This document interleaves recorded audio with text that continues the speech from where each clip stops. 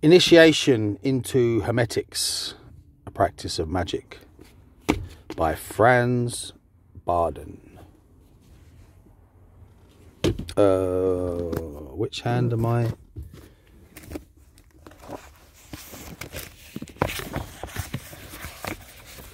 That's it. Step 6. Before I am going to describe the exercises of the 6th step, I shall underline once more that all the previous exercises have to be under perfect control in order to keep the balance in the higher degree of development too. It would be absolutely useless to skip one of the steps or to omit and neglect one of the exercises.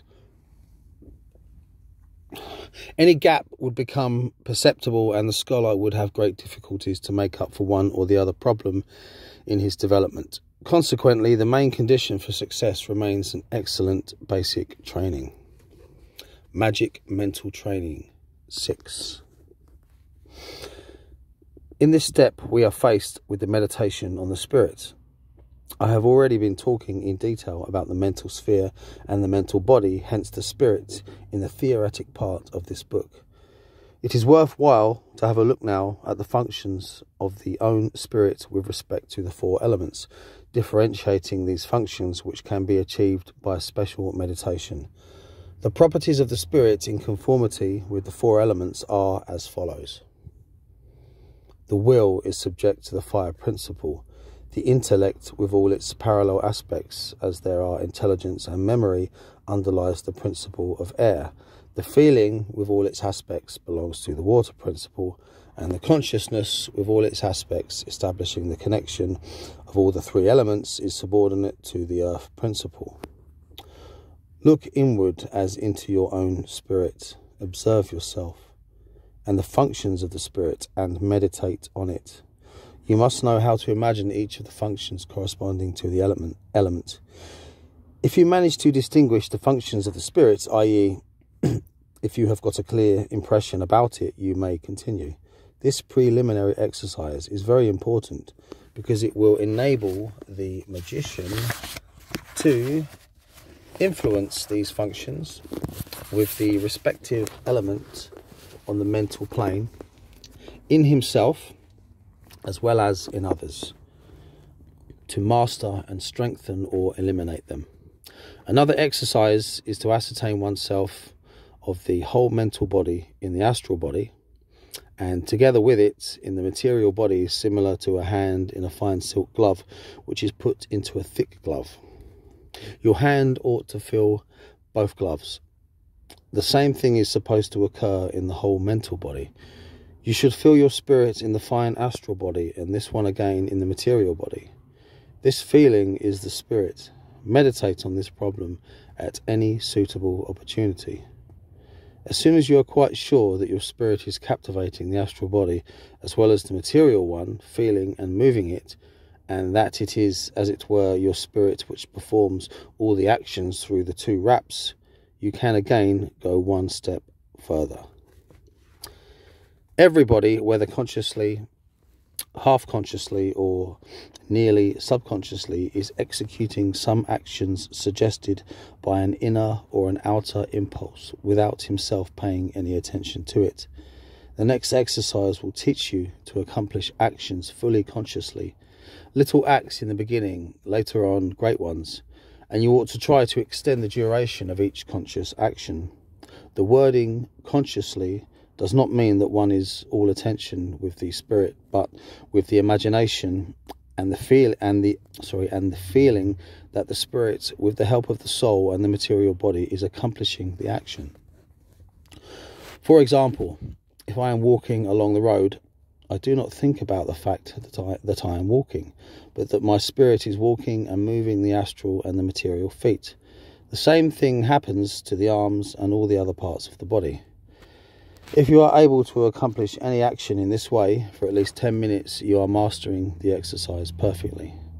The longer you can endure this without side effects such as fits of dizziness, feeling of tiredness, disturbances of balance, all the better for you.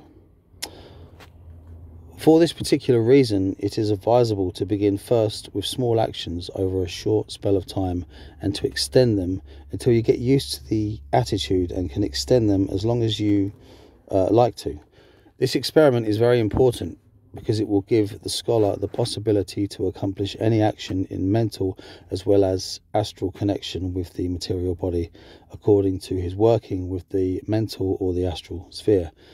Such an action is called the magic action. The scholar will certainly understand now why magic rituals never show any success with persons who have not been initiated or who have not been trained in magic. Because people like these do not own the capacity of executing the ritual magically, i.e. They are not prepared to work in connection with the material stuff in a mental and astral way. Let us take the example of a magnetizer putting his hands on a patient's body or performing magnetic strokes, but without allowing his mental and astral hand to emanate at the same time, nor imagining that the mental force is pervading and influencing the spirit. The astral power doing the same to the astral body of the patient and the material power influencing the material body. This magnetizer will never achieve anything else but a partial success, because the patient does indeed consist of all the three components, namely the body, the soul and the spirit. That goes without saying for the magician, that the mental body is only influencing the mental sphere or the spirit, in the same way as the astral body affects the astral sphere only, i.e. the soul, and the material body concerns the material world only. This law has to be respected. Hence, it is necessary for the magician to adopt a mental as well as a psychic disposition in order to perform actions whether as spirit or in connection with the soul. Once he has understood this problem very well and mastering the practice perfectly, he can advance in his development. The next task will deal with the magical training of the senses. First of all, a very important preliminary exercise. Similarly to the previous exercise, you are realizing in this one as well that not your material eyes see everything, but that it is the spirit which perceives all with the help of the astral and the physical eyes. Do meditate on this problem as often as possible. You will have to imagine, at least for 5 minutes, that the spirit is looking through the physical eyes and does actually see. The longer you are able to endure this, all the better for you. You will become a master here as well by constant repetition of this experiment.